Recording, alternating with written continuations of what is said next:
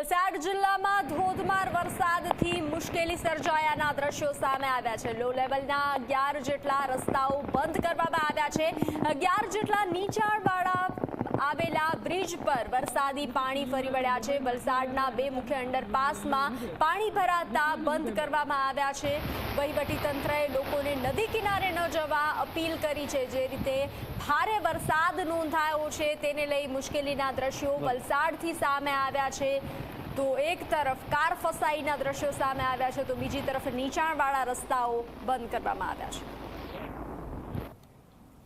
તો વલસાડ શહેરમાં વરસાદી માહોલ જામ્યો છે। ધોધમાર વરસાદથી અનેક વિસ્તારો પાણી થયા છે। 40 ગામને જોડતો મુખ્ય અંડરપાસ પાણીમાં ગરકાવ થયો છે। અંડરપાસમાં પાણી ભરાતા સ્કૂલના વિદ્યાર્થીઓ અટવાયા હતા। અંડરપાસ બંધ કરાતા નોકરિયાત લોકોને ભારે હાલાકી ભોગવવાનો વારો આવ્યો છે। લોકોને 15 થી 20 કિલોમીટર ફરીને જવાની ફરજ પડી છે। તો પોલીસ દ્વારા અંડરપાસ આગળ બેરિકેડ મૂકવામાં આવ્યા છે। લોકો અંડરપાસ પાસે ન જાય તેના માટે બેરિકેડ મૂકવામાં આવ્યા છે। લોકોને અપીલ કરવામાં આવી રહી છે।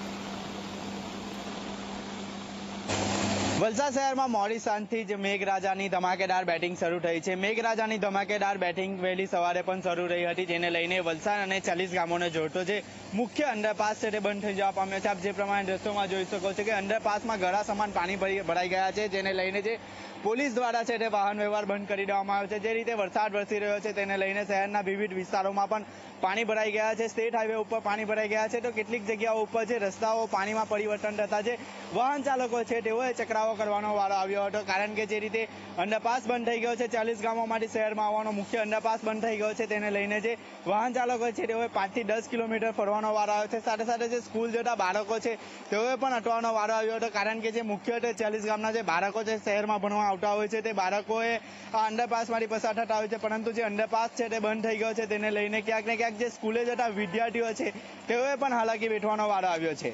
ઉમેશ પટેલ, ઝી મીડિયા, વલસાડ।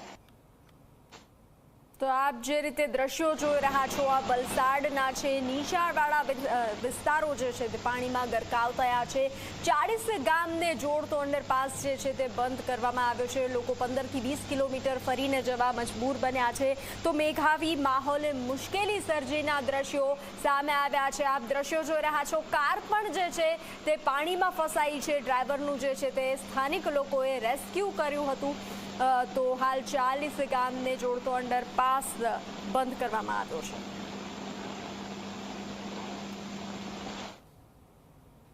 તો નવસારી વલસાડની વાત કરીએ। વલસાડમાં ઉમરગામ તાલુકામાં ધોધમાર વરસાદ વરસી રહ્યો છે। ભારે વરસાદથી નીચાણવાળા વિસ્તારોમાં પાણી ભરાયાના દ્રશ્યો સામે આવ્યા છે। અનેક વિસ્તારો પાણીમાં ગરકાવ થયા છે। અનેક વિસ્તારોમાં પાણી ભરાયા છે। ઉમરગામમાંથી પસાર થતા કોસ્ટલ હાઈવે પર વરસાદી પાણી ભરાયા છે। ઉમરગામના દહેરી નજીક કોસ્ટલ હાઈવે પર ઢીંચણસમા પાણી ભરાયા છે। પાણી ભરાતા વાહન ચાલકો અને રાહદારીઓને ભારે હાલાકી ભોગવવાનો વારો આવ્યો છે। નીચાણવાળા વિસ્તારો પાણીમાં ગરકાવ થયા છે।